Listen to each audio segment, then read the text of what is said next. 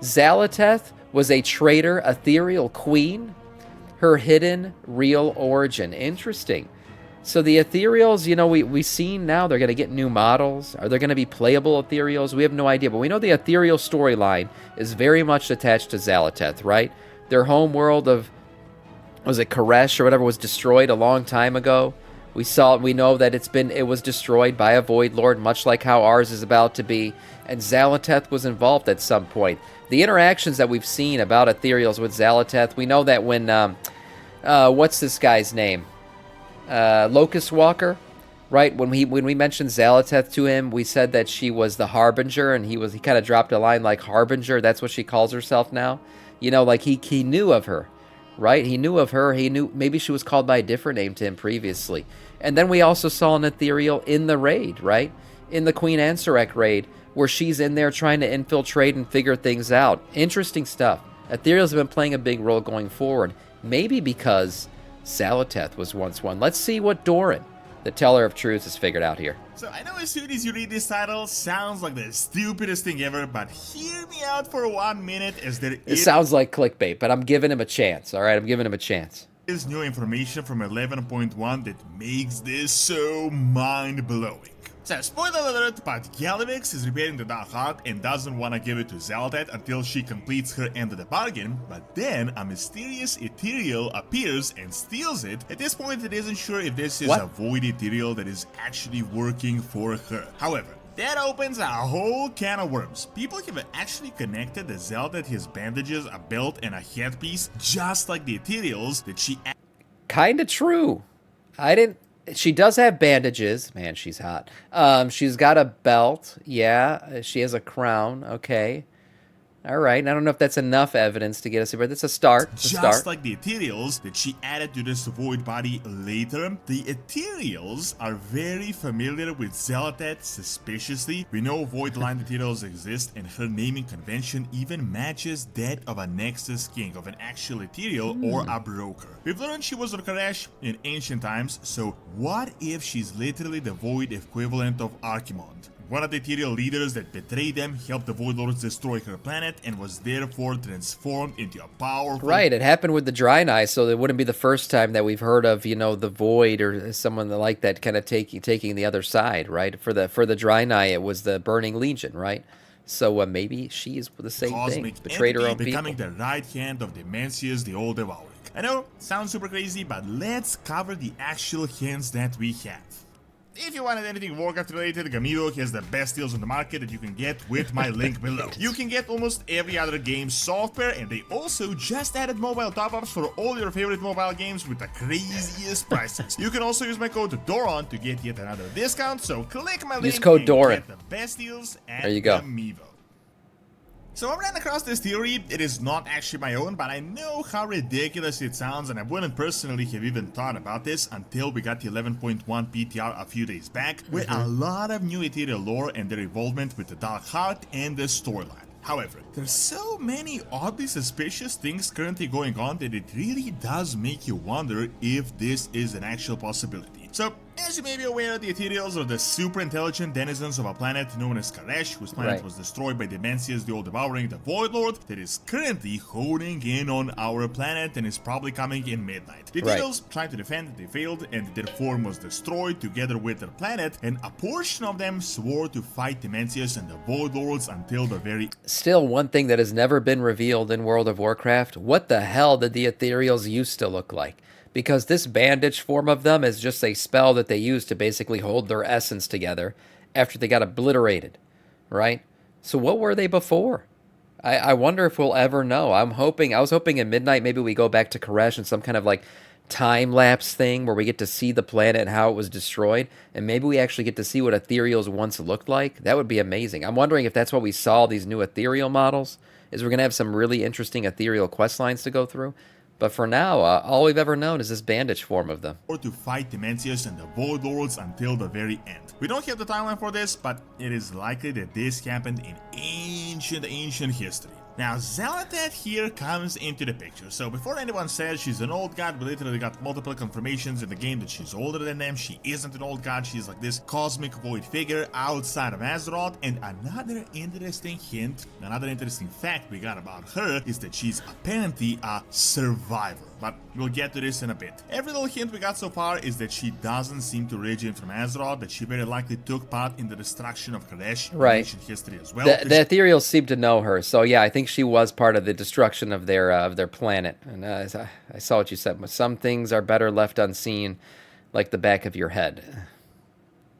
That's a true statement. She was a favorite of Demancius, who granted her a gift, and it seems to be a step above the old gods and beneath the void lords, who are her masters. Now, before I go on yapping here for an hour, what could be, what should be, let me explain to you in really simple terms what I mean. I think she could be the void equivalent of Kil'jaeden and Archimonde, essentially. Who were Kil'jaeden and Archimonde? Eredar, some of the most intelligent people in the universe, who joined Regeras betrayers, betrayed their own people, and then turned into actual demons, and turned into some of the most powerful beings in the universe that destroyed many planets themselves. I think Xal'atath is the exact same thing, a parallel just of the Ethereals instead of the Eredar. Think of Xal'atath as Archimonde and the old gods as the lesser beings like Manrod and the Pit Lords. When you think about it, Ethereals and Eredar are actually very similar. Both are magic users, both are super intelligent. There is a reason Demancius invaded their planet, and it is likely that Demancius sought traitors and allies within their midst who would join his ranks. Do you remember the start of the war with him? The lead Ethereal guy was very familiar, oddly familiar with Xal'atath, and he knew exactly who she was. Yeah. We've also learned from the Ethereals. That's exactly what I was talking about. Locust Walker talking about her. He knows who Xal'atath is. Now, whether or not he knows her personally from the time before their planet was destroyed, or he just knew her as the Harbinger, but the way that he says that whole line about how he thinks it's funny that she calls herself the Harbinger now. That tells me that he knew her previous to her being the Harbinger. Exactly who she kind of lends We've credence to this theory. From the Ethereals in this expansion that their planet Kadesh gave the same radiant song as Azeroth is currently giving us. It is likely that Xal'atath played a part in this as well, as Azeroth is giving us similar symptoms. However, now that I think of it, so many pieces actually kind of fall into place. First of all, people have been talking about this months ago, but there are actual visual similarities. Now, I know Xal'atath is using a Void Elf body, but the ornaments that she personally added to this body she's possessing is exactly what an Ethereal would use. Look at the bandages that she has on the legs, also this giant gem that she has on her belt, as well as on her headpiece, also a Void-like gem. It is literally the same thing that so many other Ethereals have. However, another thing that made me think is her actual name. While not exactly the same, she does actually fit a similar naming convention as the Ethereals we had seen in the past. Check out the next screens: Sal'hadar, Haramad, Razan, Windtrader Mufah, Kadavan. Not exactly similar, but there is an apostrophe and there are some actual name similarities. Now, the word Zal does seem to actually be void related. We've seen this name mentioned in various old god and void contexts, so I think this might be an added name to her, similar to how the Eredar eventually turned into the Manari. I think she added a part to her name. However, the other bit, Atat, seems like it could definitely fit in Ethereal. For example, Haramad, Haratat. Another big thing is, you know, one thing I will say too is looking at the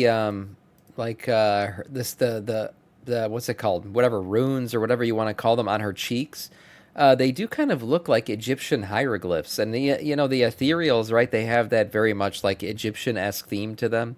They're like a desert dwelling people kind of stuff. It looks like a lot of the stuff they make seems like it has some Egyptian-esque inspiration to it in terms of the art style.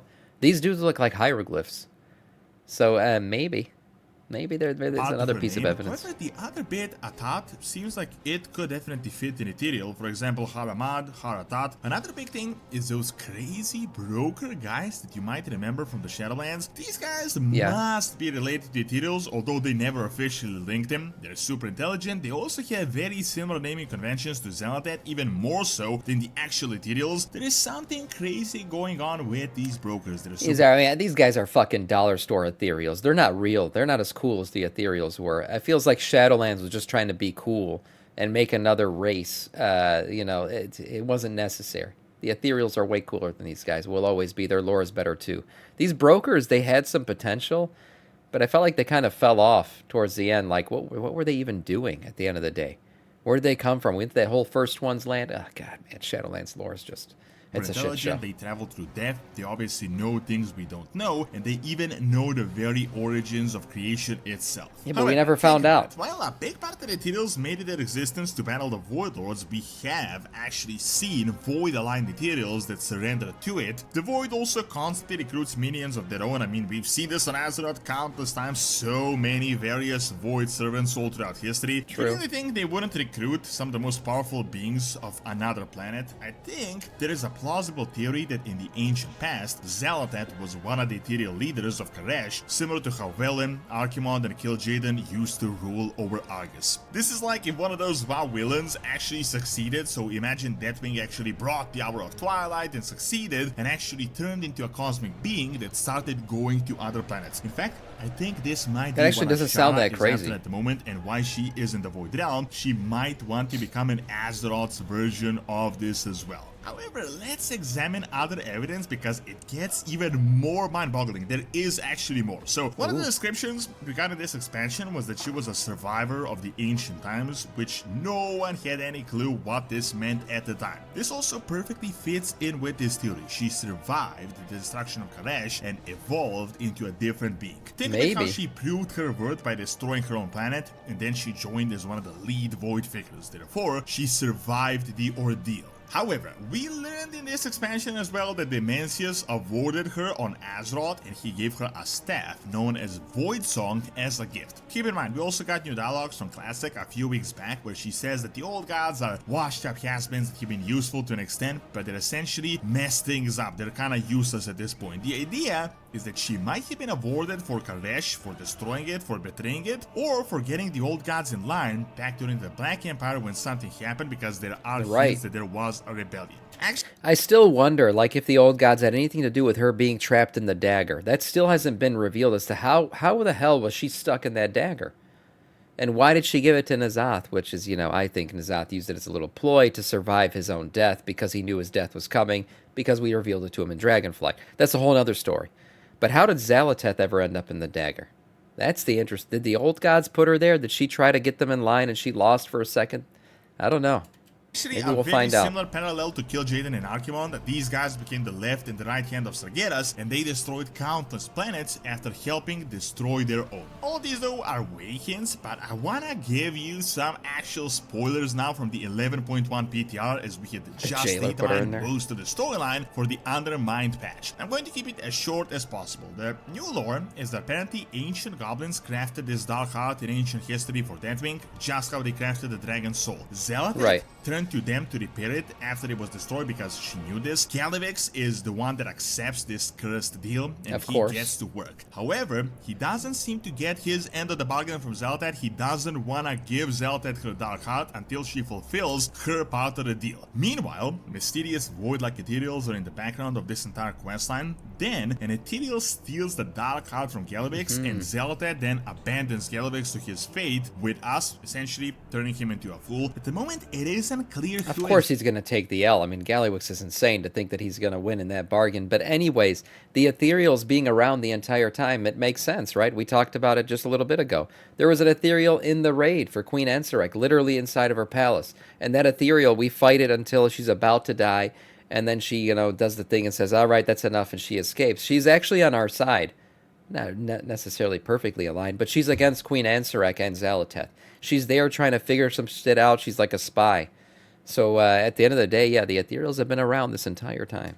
Exactly this Ethereal is working for, whether he took it for the Ethereals to spite Xal'atath, or whether Xal'atath sent a secret Ethereal agent to take the repaired artifact so that she doesn't have to do anything herself. There are hints that at the moment, I don't think we see no Ethereals have been on her side just yet, so I don't know if that one would be.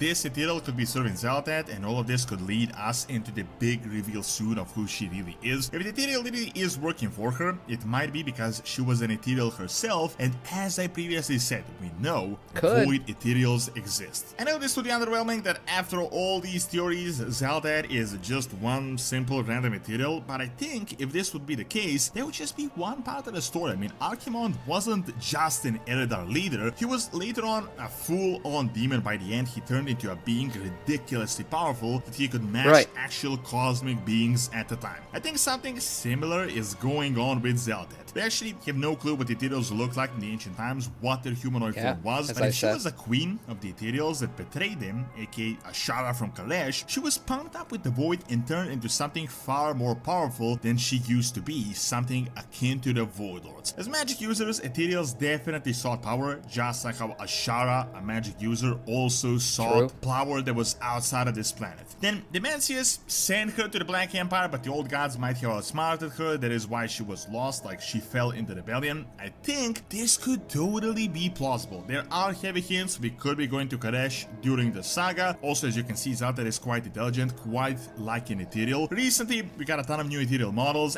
Yeah, these look great, man. With a ton of customization, almost as if we're... Are they going to be playable? It looks like it. I mean, look at all the armor customizations on these things.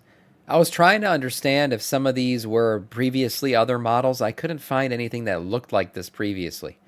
But the way they hold their hands does kind of look like the goblin models. A few other things, how they're standing, almost... it almost looks like a standing up goblin, like a stretched out goblin. We'll have to see. But that's the way I saw it, and that's why I said maybe the armor, the way it fits them, they could be playable. We're getting a playable race, but then, in 11.1 PTR, none of these models are actually being used, which means these models could be a midnight thing or a later patch thing. Something definitely mysterious is going on with the brokers and the Ethereals, and they're far more knowledgeable about what is going on than we are. Personally, I think it would be interesting if Xal'atath was originally a traitor queen of the Ethereals that was then transformed into a powerful void being. Would be cool. Thank you for watching. Check out the giant secret that will be revealed in alternate by clicking on the screen, and check out my new raid channel by clicking on the screen as well. See you next time. This was the absolute dumbest theory ever. I don't think it was the dumbest theory ever. I think it's a theory. That's what it is. It's a theory. Trying to put some things together and understand, could this be possible? The reason why there's some credence to it is that Blizzard's done this before. We've seen it before with Azara. We've seen it before with Archimonde and all these. Yes, a leader betrays its own people to join the invader. Right? We've seen it many times before, and Blizzard does circulate these stories a lot of times. So I think this is certainly possible. Not a bad video at all from Doran.